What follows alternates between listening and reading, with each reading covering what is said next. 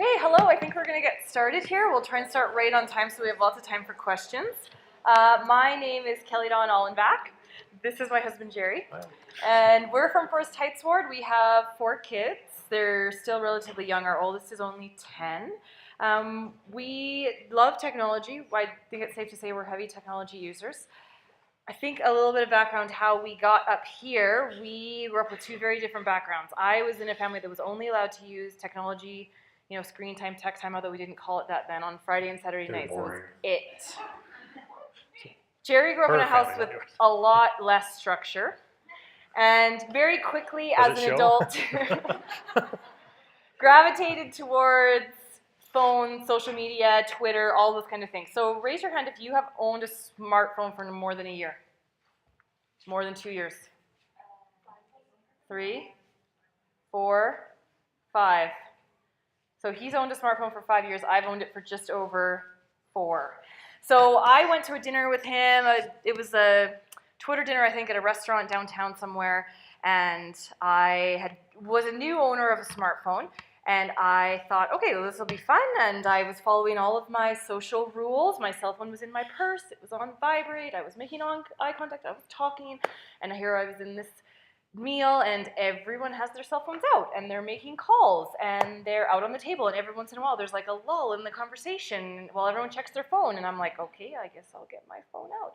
And there's not texting the babysitter for me yet, so I'm do I step out to make this call? What do I do? And at one point they even had a screen where they were live feeding the Twitter stream, and I was like, none of my rules work in this setting. I was like, this is a little bit strange for me, a little bit odd. And the thought came to me, this seems odd to you now, but this will be your children's normal. And so as I kind of put those pieces together, realizing that none of the tech rules that I wanted to have in my family were going to work with my husband, therefore they wouldn't work with my children.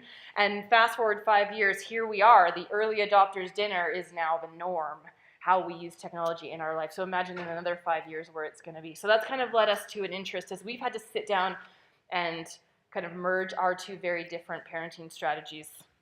Here we are. So we're going to start with your idea of what your end goal is. So we're all in this parenting thing together. What is your end goal with your kids and technology? So we're going to pull up a little video from Richard G. Scott. So he is an apostle for our church. So we're going to hear his opinion on the matter.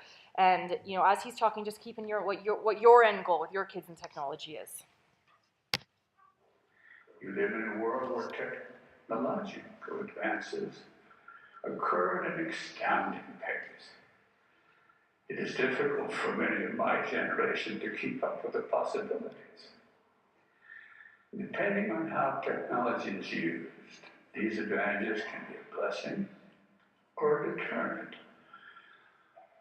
Technology, when understood and used for righteous purposes, need not be a threat, but rather an enhancement to spiritual communication. For example, many of us have a personal electronic device that fits into our pocket. We are seldom without its company. We may refer to it many times a day. Unfortunately, these devices can be a source of filth and waste of time. But used with discipline, this technology can be a tool of protection from the worst of society. Who could have imagined not many years ago that the full standard works and years of general conference messages would fit into your pocket? Just having them in your pocket will not protect you, but studying, pondering, listening to them during quiet moments of being stable enhance communication through the Spirit. Be wise in how you embrace technology. Mark important scriptures on your device and refer back to them frequently. If you young people would review a verse of scripture as often as some of you send text messages, you could soon have hundreds of passages of scriptures memorized. Those passages would prove to be a powerful source of inspiration and guidance by the Holy Ghost in times of need. Doing all we So when I think of my end goal, that is my end goal. Going back to his quote here at the bottom, when used with discipline, this technology can be a tool of protection from the worst of society. So I want my kids to be heavy tech users, I suppose, because I want them to be protected from society. I want them to be able to use it well, and I want them to be powerful with it. So you kind of always got to keep that in mind, and even share that with your kids whenever you have to say no, or this is why. You may want to revert to this quote, because I want your technology to protect you from society. I don't want you to be sucked into the vortex. So I'm going to go through the next 15 slides really quick. And before we kind of get into the meat and potatoes of the how, I just want to spark your interest, spark your curiosity. These are, I don't know if we're really experts. We've just tried and failed at a lot of things. And so we kind of have some things that have worked as a result. I put all of these things on a blog. This isn't a tech support. I'm sorry I can't help you with each of your individual devices. But if you see an idea and you're like, hey, that's a good idea, and you want to know how I did it or what app we used, it'll be on this blog, taleofonefamily.wordpress.com. So the first one, this is as if you're laying in a sleeping bag looking up at the roof of a tent. The fly is off for the sake of a picture, and that's an iPad face down in the cargo net so that you can put your kids to bed when you're camping, when it's still light out, and you can kind of enjoy a family movie with all that fighting and like lay there and be still and be quiet while you're camping. And this was kind of my first aha moment where I was like, oh my gosh, I love technology. And they have to lie down in order to see it. And be quiet, right? So, going paperless. I'm a disorganized person. I lose papers all the time. So being able to take a picture of important papers, field trips, forms, and whatever, and store them in my phone somewhere so I can be like, oh, what time's that field trip over? And I can pull it up is, for me, huge. So I use Evernote. I just pulled up my recipes in this example. I'm lazy. I don't want to retype all my recipes. So I take pictures of them out of the books I like. I organize them in Evernote, and then I can search them by title. So I've taken a picture of my pad thai, I've emailed myself a recipe for pumpkin oatmeal, and I've taken a picture of the actual recipe book for classic beef chili, but I can get it all in one place. So I love that, and there's a number of apps that do that. Family history. We've been promised by Elder Bednar that as our youth participate online in family history, they will be protected from the evils of the world. So this is a fan chart available on FamilySearch.org, but there's amazing things that you can do with family history and sharing your family story. Remember, being part of a group and having a group identity can be a source of resilience from sources of evil in the world. So use family history and the resources the church has to do it. So this is Jerry in the middle, and me and our kids at the bottom, and then our ancestors, but you can do a lot more than that. Yep, you click a button and it makes that for you. You don't have to like type everything in. It's really cool. Car ride survival. So we've all done this. My kids don't travel well. They don't do checkouts well. So yes, I've handed them the phone to keep them busy. But as a result, I have noticed that sometimes my time in the car with them when I'm driving and I can't just be like, here, I'll do it, has actually been a great learning time because I've been able to be like, okay, sign into Facebook. What do you see? Well, tell me about that person. Why do you think they would post that? Do you think that that's okay? And we just had really good discussions about that when I'm busy driving, they're in the navigator seat in terms of social media or technology, whatever it is, and we can just kind of talk openly. Sometimes I'm like, Jerry, we need a road trip, because it's like, we got to talk about something. We just need this time on the road together where we can just get these, some discussions out. It's the new shotgun. How-to videos. So whenever I'm like, oh, let's teach our kids, let's distract them from the fact that there's vegetables in the pad thai by putting a how to use chopsticks video up, and then we've got a little ways to go. As you can see, it's successful. Or hair. I'm not really great with girls' hair, but I've learned a lot because I've been able to siphon the resources of other people online. People are often your greatest resource. And I see blogging and social media as a way to gather those resources into a place that's actually going to benefit you. A shared kid's phone. So if you're maybe not ready to hand over a $600 iPhone to your kid and be like, happy birthday, maybe what you want to do is consider using an old phone as a shared kid's phone. So similar to how teenagers share a car, this is my old iPhone 4. It's totally smashed, but it still works. So whenever someone wants a phone for whatever, to post something, to text something, to do stop motion, this is the phone. And yes, there's some negotiation with who's going to get it next, but it works really well. And then sometimes I'll decide, well, so-and-so's going here, so they get the phone because it's the cell phone or whatever. So maybe consider that as a way for them to earn or work their way up to having their own device. Mormon messages. If you're not using Mormon messages, you should be. They're awesome, and they're on almost every subject. I think they're just phenomenal. Right along those same lines, Gospel app. So if you go into the App Store and you will kind of want to think about searching the App Store like searching Google. We got a lot of questions out like, well, how do you find that app? Well, I just searched grocery lists. I just searched photography. I just searched LDS, and I looked through them and I tried a bunch, and it's just a lot of trial and error. Just think of what you need and assume it's there, and just search for it, and you'll probably find it. If you can't, so let's say you come up with a blank, then search Google and get an idea for maybe what other people are calling that thing, and then search the App Store for that. So and also this is a good way for self-help tech support. How do I turn my iPhone off? Well, Google that. There's often videos. How do I change this? How do I whatever, right? So your first line of attack, maybe if you're trying to figure out how to do something, is to search it.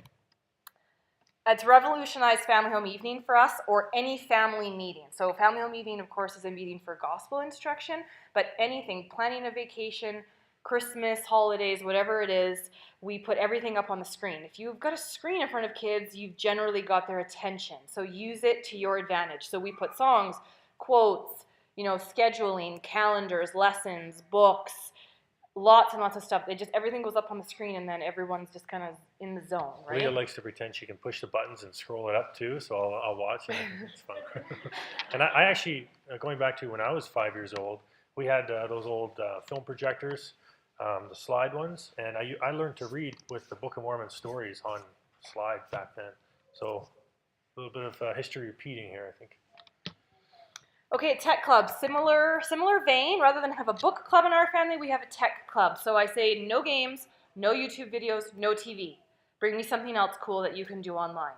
So my kids are not old, so even very young children can do this. But we sat down and we'll do it, and they'll bring me stop motion photography. They'll bring me a blog entry. They'll bring me a video of someone playing the piano. They'll bring like all kinds of things. It's just really exciting, and it's a tool for you to get inside their heads. What are they gravitating to online? And then, therefore, can I be one step ahead of them as a parent? And so, yes, we use this is a Lego stop motion video. So stop motion, often when my kids are like, can I use your phone? I'm like, sure, but you can't go online, you can't play a game, you can't watch TV. And they're like, what's left? I'm like, you figure it out. So they got into photography and stop motion. And so I'm much more likely to give them the kid phone if I know that they're going to be doing stop motion about it, something that, is going to spark their creativity. So it's creative play with technology. It's not just junk food for the brain. Photo book. So I mentioned that blog. What do you do with all those digital pictures? Or if you have a blog, can you turn it into a book? Yeah, so there's lots of, iPhoto does it right out of iPhoto, but there's also lots of online things that do that. There's huge potential there. I'm not just talking like vacation logs or travel logs, but talk about family history, talking about building a family identity. You can do this. Like, you can take a picture of almost anything now. Maybe you want to gather stories about courage about your family. Maybe you want to celebrate that your children all accomplished something in the past year that was really hard for them, and put it in a book format and print off a copy for everybody, grandma, grandpa, the cousins, everyone. So I love it. And if you have a blog, it's actually called Slurping, and the instructions for that are on that blog post I referenced earlier if you're interested in that. Group text. So my brother lives in a different country and he doesn't have an iPhone, so iMessage is out. So there's different apps, so we use WhatsApp for that. So it's a free way to send text and photos, because they're not for free if you're sending them Android to iPhone. So this is, of course, a picture of my kid scene, and he's texting me back, teasing me about winter, and he's sending me a picture of his son already sunbathing, and it's just a good way. And then my kids will go, hey, can I text Uncle Michael and ask him for X, Y, Z? It's like, yes, of course you can text your uncle. That's a great way to start, texting family members.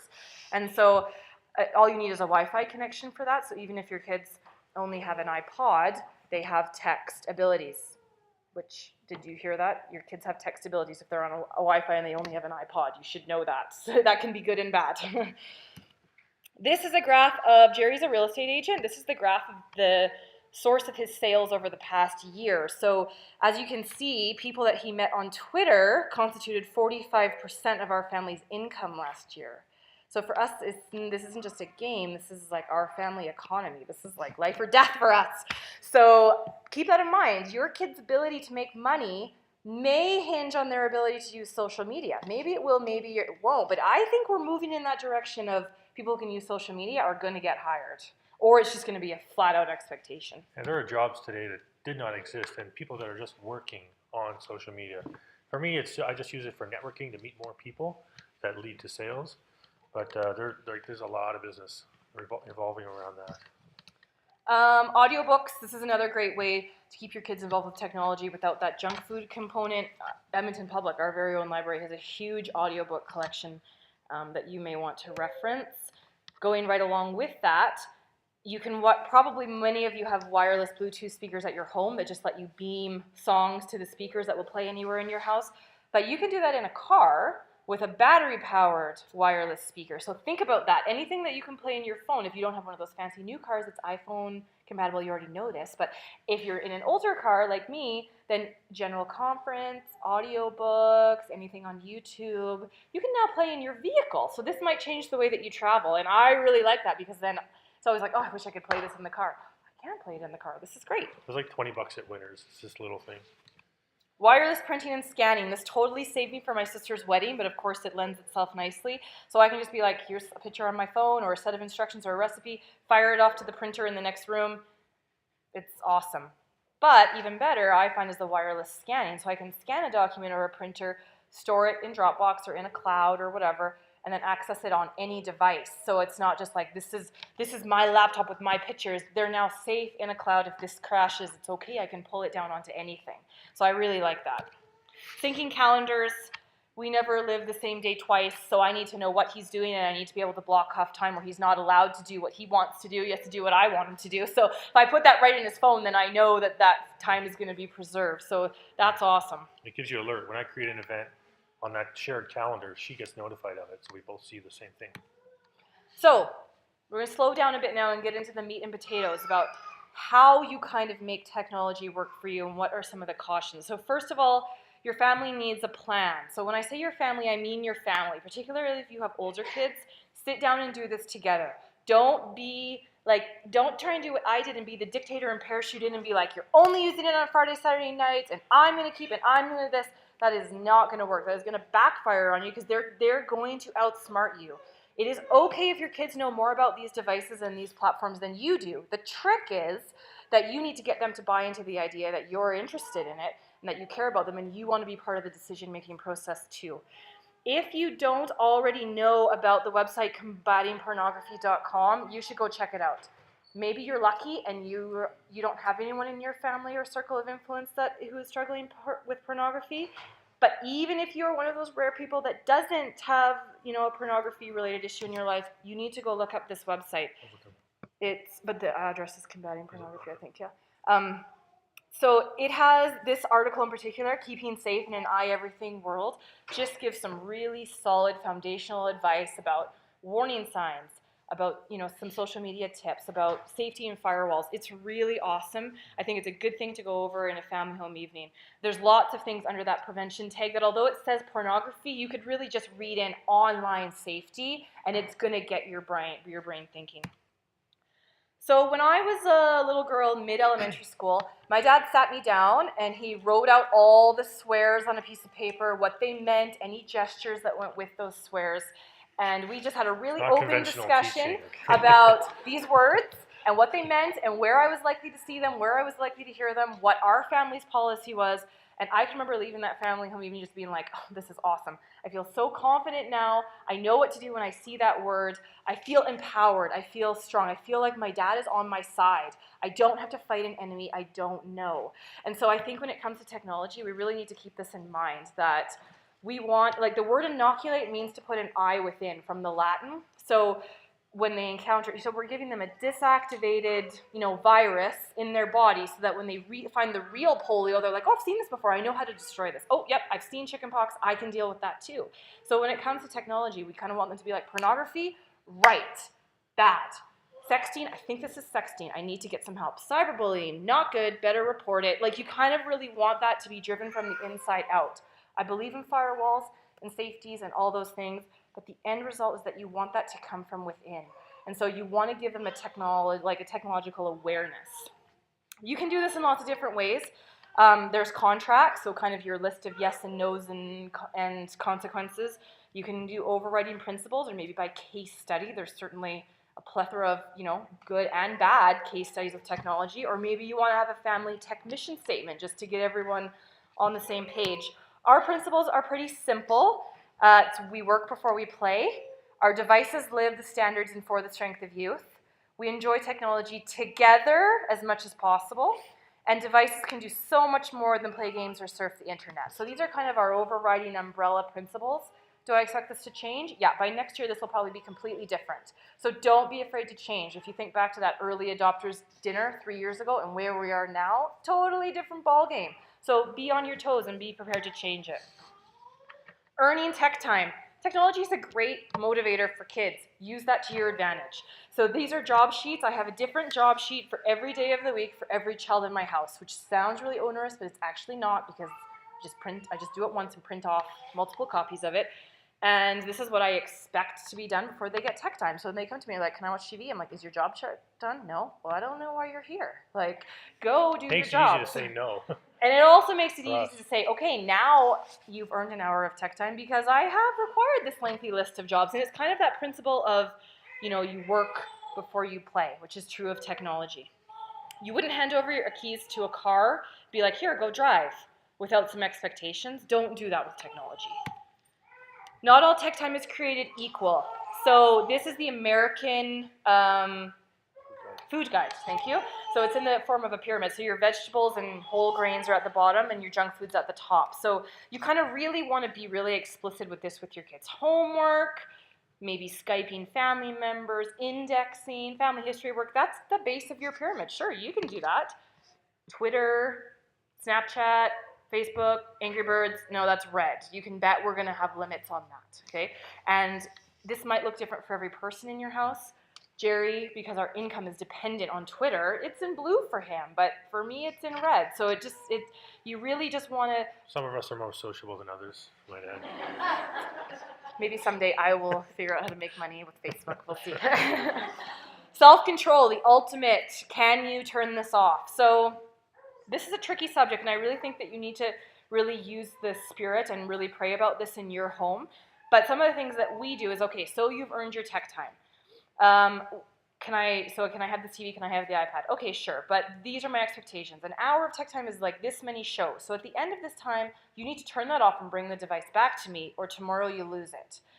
Or if they haven't been able to do that, I'll actually time how much time they've stolen from me past that hour. And it's kind of like, okay, well, an hour and a half has gone by and you're still going strong on this. So, what does that say about your ability to have self-control when using this device? You're right. So that means you owe me an hour and a half of babysitting time, or cleaning, or chores, or you don't get it for whatever the consequence is going to be. I do think that you have all those programs where you log a kid in and they get X amount of time. I think that's a good way to start out. But go back to your end goal. You want them to have the inner discipline to say, I've really been on Facebook too much. I need to turn this off. So they don't get fired when they're 25 because they haven't been able to get off Facebook on their job. So I think also letting them fail at that a few times at home in a safe, controlled environment is a good thing. Okay, you lost your tech time for the week because you played Angry Birds for 2 hours straight. Or the flip side, you brought me the iPad after you finished, after the timer went off. That's so awesome. That means I can trust you with a little bit more time tomorrow. So just really kind of developing their sense of self-control alongside of their technology use, rather than saying, oh, they have to be actually perfectly formed adults before they can, and that's not really realistic in our world. Zoning your house. So we actually drew a map of our house. We're like, this is where you're allowed to use, these devices. This is where you're not. Think about where they're going to charge, which devices can get on the internet, what the rules about the bedrooms are. Our phones charge in the bedrooms. Our children's do not. Maybe we should change that rule. Maybe you will in your house. I don't know, but you just really need to be really explicit about that. Which apps are on which phones? Maybe you have a phone for your children, but you don't have Safari. You don't have a browser on it. You just have certain things. You can limit all that and put all kinds of restrictions and passwords on it. Also, I've seen parents where they will change the Wi-Fi password so their kids can't get on the internet. Once again, this is kind of an external driven. I don't think that's they're going to outsmart you on that, but it might be a tool that you may want to access at some point. If you're doing a renovation, you certainly don't have to do a renovation to make your home tech friendly, but if you are doing one anyways, think about, where do I want the computers? When I have 4 teenagers and they all have laptops and a phone and something that hasn't been invented yet, where do I want that to belong? Where do I want it to charge, right? And then when their friends come over, so if their friends are going to come over, they have to play by the same rules. So if you won't let your kid have an internet-enabled device in their bedroom, then the friends don't get to take it into their bedroom either. Role playing. I love to teach my kids to role playing because you're using all your senses to figure stuff out, and it can be a really good, just kind of like, wow. So I often hear things about, kids these days losing their social skills because of technology, which could very well be true. I'm not an expert in that department. But sometimes I wonder to myself, are they losing their social skills, or have they just not been taught social manners, or they've been taught it and the consequences just aren't being followed through? I have a child who struggles with social skills. And the strategies we use for her are very different than the strategies we use for the kids who just won't turn the device off. So when we role play it, or this is church, we have a seating arrangement in church because some children can't sit beside each other in our own family. And they have an iPad and a phone in that row. So we're like, okay, we're in church, we're in sacrament meeting. Should you have that iPad? What should be on the screen? Why? And we kind of get to go through it. And then you want to do it both ways. You want to do it like totally inappropriate, and then you want to do it right. So, we'll sit there and just play games. We won't listen to anyone, dump Cheerios all over the floor. Like, you want to show them what bad looks like. So they're like, right, we don't want to do that. We want to do this. So do it when grandma and grandpa come over. Do it at a restaurant. Do it at your own dinner table. Do it like at camping, at friend's house, at the swimming pool, at school. Like all the different settings you can. Walk them through that. Be really visual and explicit with what you expect so that they can very easily point that out. Also, the idea of not judging others. So maybe you have a no device policy in church or wherever, but the next family up doesn't. Don't judge that other family. That could be part of the way that they worship. You make decisions for your family and teach your kids to do the same. And the idea of a technology Sabbath. So this isn't necessarily not using technology on Sunday, although maybe it is in your house, but it's more an idea of at some point you want those devices to go away. So for us, it's when we camp, although you did see the iPad in the tent, so that's not totally fail-proof, but we choose places to camp where you can't get cell phone reception for that reason. First aid, this is from The Friend. So this is the religious magazine published by our church for children 12 and under. This was in February's issue, so just last month. You can go look it up. Now what? What to do when your children hear, see, or read something inappropriate that they really shouldn't have. And it kind of likes to walk you through it. It says right here in one of these little speech bubbles that it says, if you've seen an image that is disturbing to you, don't let that affect your self-worth. This happens to almost everyone, which I think is a good lesson in 2 ways. First of all, don't let it affect your self-worth. Second of all, your kids are likely going to see something that they shouldn't online, hopefully by accident. And you want to practice that before it actually happens. And it also, in one of these speech bubbles, it says what to do if you've seen something online and you want to see more of it. So even for the children 12 years and under, The Friend is gearing them up for addiction to images that they're not supposed to see. So I think this should be having warning bells go off in our minds that we need to be talking to our kids about this because the prophets want us to. There's a cool visualization exercise in there with the balloon that we all practiced. We all laid down and did it for family meeting. It was really neat just to walk that through it when an image isn't in your mind so that maybe when you get, you do see something and it's stuck there, what to do. Don't expect them to fight an enemy that they haven't seen. Let them practice. Cyberbullying. This is kind of a real hot buzz topic right now, and it's a presentation all in of itself. And in interest of time, all I'm really going to say about it is that I think we're lucky to live in a society where cyberbullying is considered illegal. Not that that makes it easier to deal with, but society at large frowns on this, and that's why the Edmonton Police Service logo is up there. They have resources on their page and how to handle that. And there's a really awesome Mormon message on the LDS website, right on the homepage right now that says, "Bullying, stop it." And it's about 10 minutes long, so it's kind of lengthy. But what I think is interesting in that Mormon message is that the person who discovers that the girl is being cyberbullied is her brother. And so I think there's a good kind of message of solidarity there that if you're friends with one Allenback, you're friends with all the Allenbacks because it's all for one and one for all in this family. So maybe you're not going to be the one to catch the problem, but it's going to be one of your siblings. Or maybe they're all going to be grown and one of their siblings is going to be like, why is my sister posting that? Hey, I'm going to call it, what's up? What's going on with you? Are you having a hard time? So it's just kind of how we can work together to raise it takes a village to raise our child, and your children's siblings are in their village. So really use that to your advantage. So we're going to transition now to our spotlight on social media because we get tons of questions about this, and this is also a hot topic that kind of can go either way. All right, so at the risk of being condescending, we're going to pretend that you guys don't know anything about social media, just because everyone's at different levels. So there's all these different sites. The bottom line of what we want to teach is this little think test. So is what you're posting true, helpful, inspiring, necessary, and kind? So you can ask, this is actually a really good conversation starter for children to consider what they're posting, because any bully is obviously not following those. So you could help them think of that. Now, what is social media? There's lots of ways to define it. I found this pretty helpful. Twitter is where you say, I'm eating bacon. Facebook is where you say, I like bacon. LinkedIn, I have skills, including eating bacon. Foursquare, this is where I eat bacon. YouTube, watch me eat my bacon. Instagram, here's a vintage photo of my bacon. Pinterest, here's a recipe with bacon. Google Plus, I work for Google and eat bacon. And that last one, I'm listening to music about bacon. So obviously, bacon is kind of something I like, and it happens to be quite a significant portion of my online presence. It kind of happened by mistake, but I just had to run with it. So let's focus on the three big ones, okay? Facebook, Twitter, and Instagram. These are the ones that most of us that we're most likely to actually be on. So I think it's important to understand at least the basics of how these work and what your children are going to be doing on them. So they have basically four things in common. They all have the opportunity to follow someone or add someone as a friend. There's different words for each other. To share, posts, updates, photos, to comment on photos and comments and things that other people are saying and posting, and to like them. So there's a little like button or a plus one or something like that. Basically, almost all social media sites have those four elements, okay? So some things to consider are, who are you going to follow? Like, who are your children following? How do they make that decision to click that follow button, okay?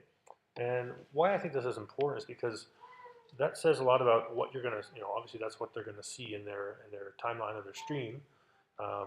And other people can see who they're following. You can click on their followers or their friends, and that can say a lot about a person, who you surround yourself with, and what kind of people you're following.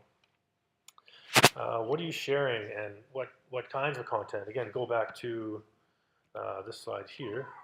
Oops, this one here. Is it true, helpful, inspiring, necessary, kind? That's a really good test to keep your posts positive. What kind of comments are you saying, and what are people saying to you? And sometimes you need to have the discussion of when you need to unfollow someone. Because it's not just as simple sometimes as clicking that button, because it has social implications. So on some sites, if someone's following you, that gives you the privilege of sending them a private message or doing other things, of seeing their posts. So there are actually real-world consequences or implications to this. And I've seen this, even adults, like, you unfollowed me, like that means something to some people. It means different things to different people, but it's something you need to be aware of. And the like, okay, this is something that is really significant, especially for teenagers who are still trying to figure out who they are and what their self-worth is.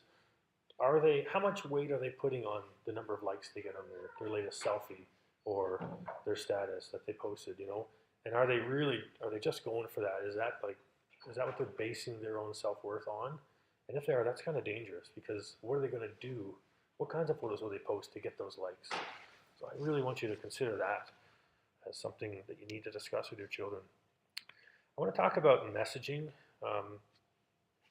Basically, all those sites you can post publicly on their wall, their timeline, or mention them. They also have a private messaging, okay? And there's different rules for each one.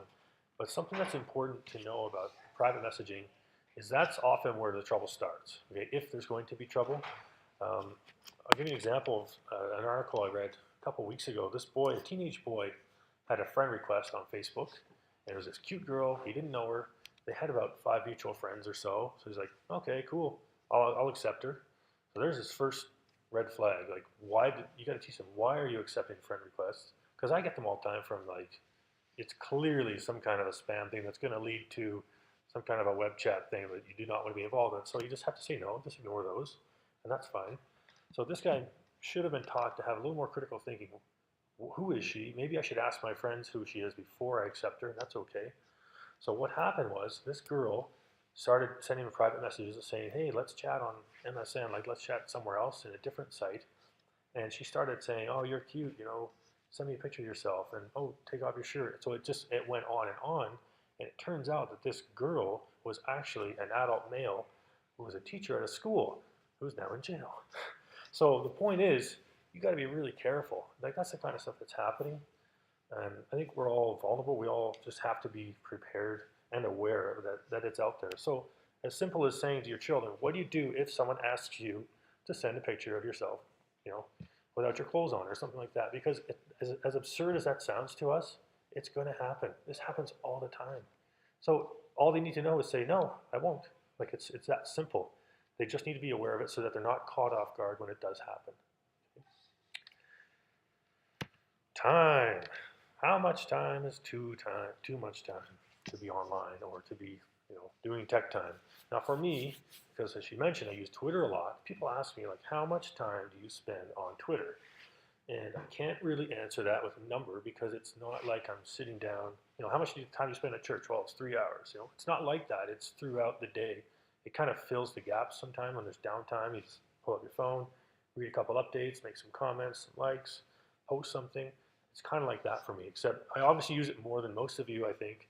But it's not, it's also about the quality of the time you're spending on it. You got to be mindful of that.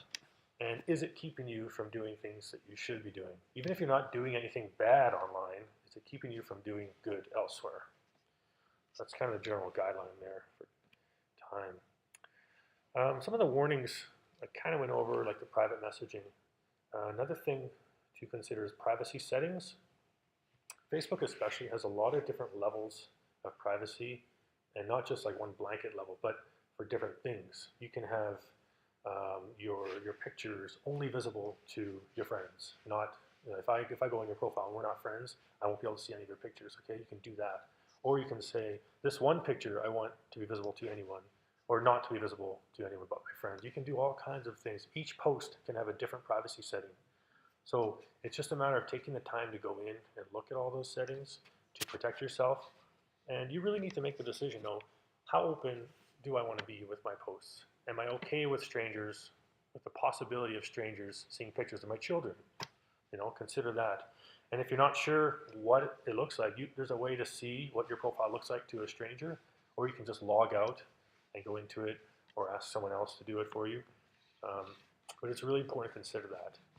If you're unsure about some of your friends, your children's friends, for example, search them. Put their name into Facebook. See what comes up. What kind of photos are they posting? What kind of friends do they have? What kinds of language are they using? You can tell a lot about someone. It's a really, it sometimes gives you a really comprehensive first impression of them.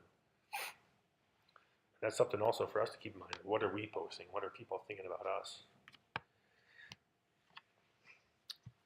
When I started using Twitter, which was about 6 years ago, I was an early adopter, and I wasn't really sure what I was going to do with it. I didn't know if it had any value. I didn't know what kind of a voice I wanted to have, and it took me some time to become comfortable with that. It's kind of like, I remember when I started as a teenager, when I started praying, like when I actually started kneeling and praying out loud, it felt weird at first, but that meant you get comfortable with it. So similarly, online, when you're the language you use, the pictures you post, it takes the time to get a feel for what you want to do. Now, the thing I want to raise is that online persona consistent with your real in-person persona, who you really are? Because the time will come when, for me, this happens a lot, where I meet someone in person who I've been following online for a while and chatting with, and that's when you really get to know them, and hopefully their real person is consistent with their online person. sometimes there's a discrepancy. Like sometimes you really like them online, and when you meet them in person, you're like, I actually don't like you that much anymore. Or sometimes it's the opposite. So that's something to consider. Who are you portraying when you're online? I'm going to show one more video here. It's a Ezra Taft Benson quote delivered by Marvin J. Ashton, who was another leader, and this was going back to about the 80s, I believe. And I just, a second.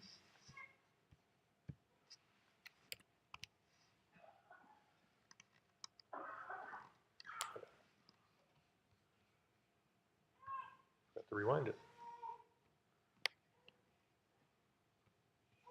I share with you a statement of President Benson's made to a gathering of youth in Southern California after he became president of the church. Quote, "For nearly 6,000 years, God has held you in reserve to make your appearance in the final days before the second coming.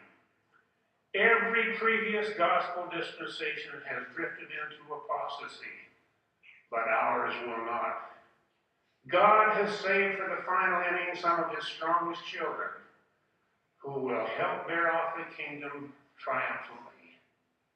And there he continues, is where you come in. "For you are the generation that must be prepared to meet your God. Make no mistake about it, you are a marked generation. There has never been more expected of the faithful in such a short period of time as there is for us. Each day, we personally make many decisions that show where our support will go." President Benson continues with, "The final outcome is certain. The forces of righteousness will finally win. What remains to be seen is where each of us personally, now and in the future, will stand in this fight, and how tall we will stand. Will we be true to our last days and our ordained mission?" So I really like that quote because this would have been delivered, President Benson died in 1994, so sometime before 1994, before technology and social media really exploded. But I think the principle is still the same. God knew that this technology explosion was coming, and he held in reserve these spirits to come to earth now. And I think we have to be careful how we talk to them about it. If it's, teenagers and technology and blah, blah, blah, and they never listen and it's really negative, I think we need to switch our language to be like, I believe in you. This is for you. You can do so much good, and I can't wait to see what you accomplish with technology in your life. I can't wait to see how you change the church and the world with your vision and these tools. And it moves so quickly. Technology changes so quickly because I think these spirits are ready for it. And I think it's our job as the generation right behind them to support them in that and to give them the tools, to give them the boundaries, but really to let them prepare to meet their God and see that technology is going to be a part of that. It's a part of missionary work. It's been a part of hastening the work, and it's a part of finding our ancestors. And I really believe that our children are up for this challenge. And so that reason in and of itself, we need to be up for it too. And I think go back to that end goal of parenting. If you want your children to come unto Christ, then have that be your umbrella. How can I use technology, social media to help them come to Christ and bring others to Christ? I say these things in the name of Jesus Christ. Amen.